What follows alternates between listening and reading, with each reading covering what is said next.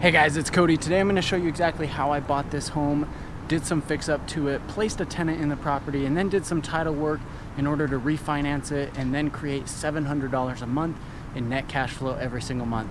Stay tuned. So let's jump right in, guys. The first thing that I want to talk about is how I actually found this deal and how I was able to put it under contract so quickly and get such a good deal on it. So this is actually a home that I saw come up on the MLS, and it was only on the MLS for about 30 to 60 minutes by the time I saw it, and I was ready to go and look at the home right away.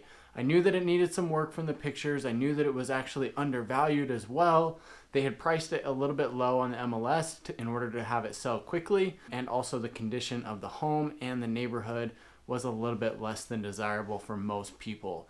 I knew that this meant that there was a lot of potential value there, and so I immediately set up a showing to go and look at this home. This leads me into the very first step of the BRRRR method, which is of course finding a home to buy. When you go and find a home to buy, you need to make sure that there's enough value that you can actually do some repairs, whether it's minor or major things, and add value into that property so that you can then increase your equity in the property and refinance it in order to get some of that money back out. Now, if you just need a refresher on the BRRRR method, or this is something that you're new to, what that actually stands for is buy, rehab, rent, refinance, and repeat. So BRRRR is what that is, and this is the process that we're going to be explaining here. So again, step one is finding the right property to buy. Not every property is going to be eligible for this method. You really need to make sure that you can find something that's priced under market, where you can go in and put in maybe $5,000 or $10,000 and get back $20,000 to $30,000 in value.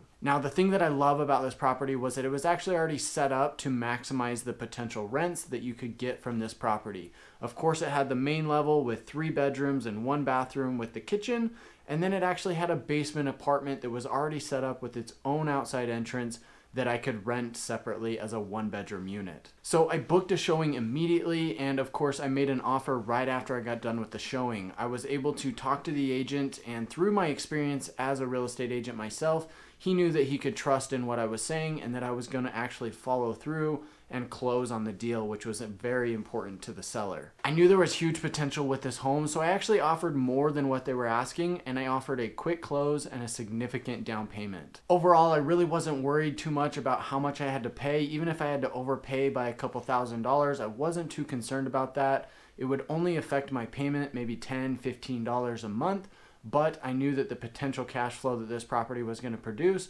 would greatly outweigh overpaying for the property by just a little bit. So I made as strong an offer as possible on this home in order to wrap it up as quickly as possible. Now, the interesting thing about this property was that it was actually classified as a condo. So what had happened is the subdivision there was classified as condos when they were built.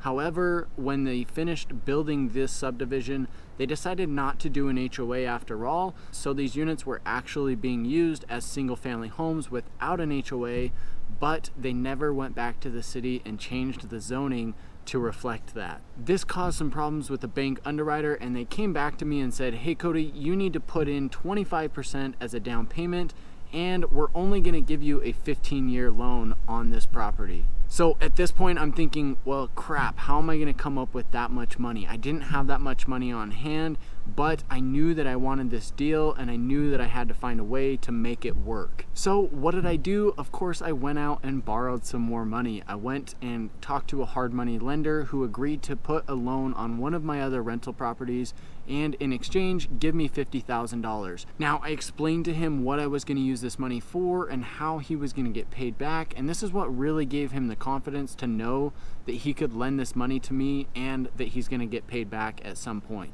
By doing it this way, I was able to cover almost the entire down payment through this hard money loan, which left me enough money to pay for the remainder of the down payment, which was a couple $1,000s, and left me money for repairs, as well as a little bit of a safety net as I went through this process, because I knew that I wouldn't be cash flowing on the home right up front. I was entirely okay with this because I knew that my payment from the mortgage as well as the hard money was going to be covered by the total rents that I would be able to pull in from this property. This would allow me to at least break even until I was able to fix those title issues and get it refinanced. Also, another thing to note is that I got a little bit lucky when I bought this home. It was a little unfortunate for the seller because they ended up losing money, but it worked out in my favor. The appraisal actually came in lower. We had offered about $235,000 on the home. It came back at $217,000 on the appraisal. This meant that I ended up saving about $18,000 off of the original price that I was going to pay.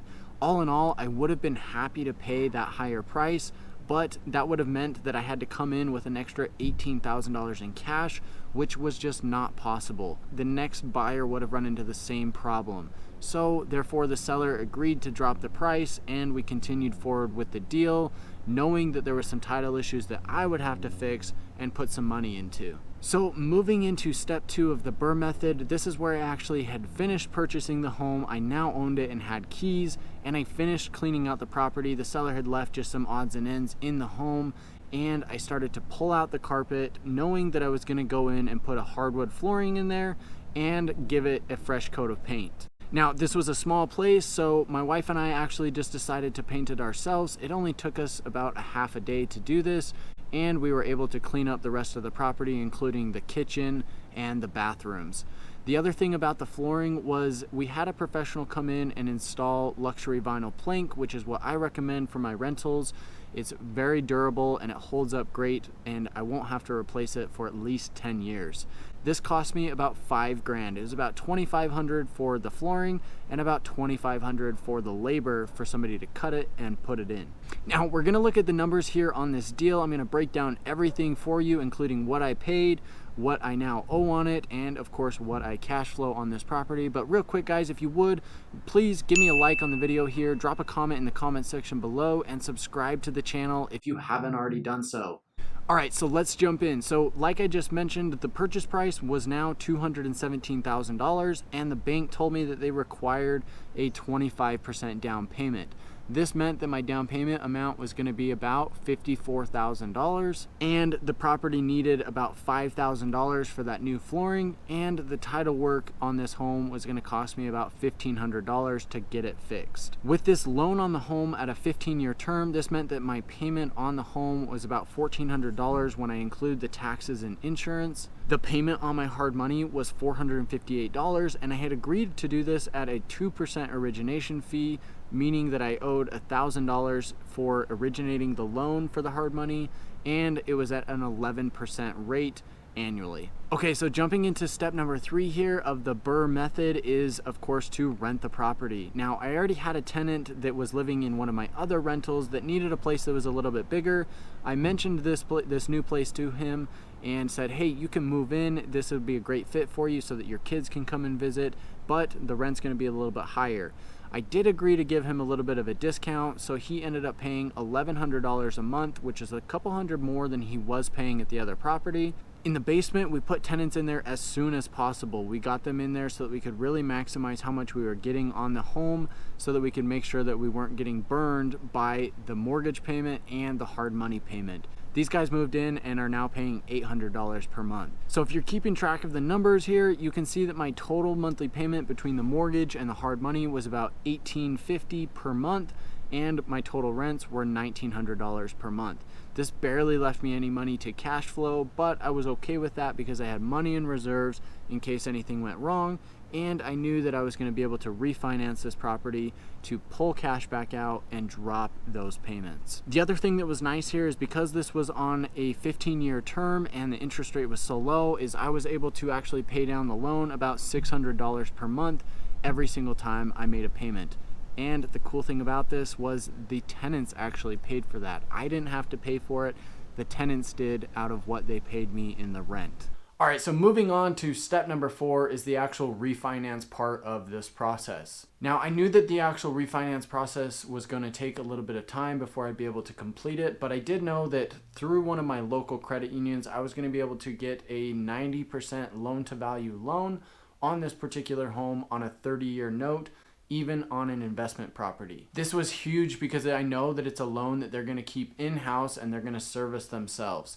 They're actually a little bit more flexible in cases like this as long as you have a good financial profile. This means good credit, high income, and low debts. They can be more flexible with what you're presenting to them, and they're willing to make some exceptions in most cases. All in all, the title work on this home actually ended up taking about a year before I was able to complete it. The city had already put in place some methods for us to be able to convert the zoning from a condo to a single family home, but there was a lot of hoops that we had to jump through, and I actually had to work with my neighbor at the same time in order for both of these things to happen because we had adjoining walls. So after all of the title work was complete, I was finally able to refinance the property. When we did the new appraisal on the home, it came in at $245,000. If you remember, we paid $217,000 for the home. That's what the previous appraisal had come in at, which means that I had captured $28,000 in equity from the repairs that I did, and also from the market helping me out by increasing a little bit over that time. At a 90% loan to value, this gave me a new loan amount at about $220,500. At this point, my original loan had been paid down to about $155,000. And after paying all of the fees associated with the refinance, this left me with about $60,000 that I was able to put into my pocket. If you remember my numbers from before, you'll remember that the down payment was $54,000. I had about $5,000 to put in the new flooring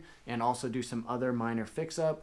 And my cost of the title work was about $1,500. So my total cash into this deal was about $60,000. Boom, that's exactly how much I was able to pull back out during the cash out refinance to put into my pocket. This basically meant that I had no money into this deal. The best part about this is I now have a new loan at 90% loan to value, and I've got a great interest rate on a 30-year term. This means my new payment is about $1,325. We paid back the hard money that I had borrowed on this property with the $60,000 that we pulled out of it, and the rents on the property now total $2,050 per month, which means that I've created over $700 a month in gross cash flow each and every month. And that leads me right into step number 5, which means that it's now time to repeat this process. I'm now back out on the hunt, looking for that next deal, looking for somewhere where I can, again, put some money into a deal, fix it up, place a tenant in there, and then refinance the deal in order to pull my money back out so that I can have as little money as possible into this deal, while at the same time increasing my net worth and building equity in that property.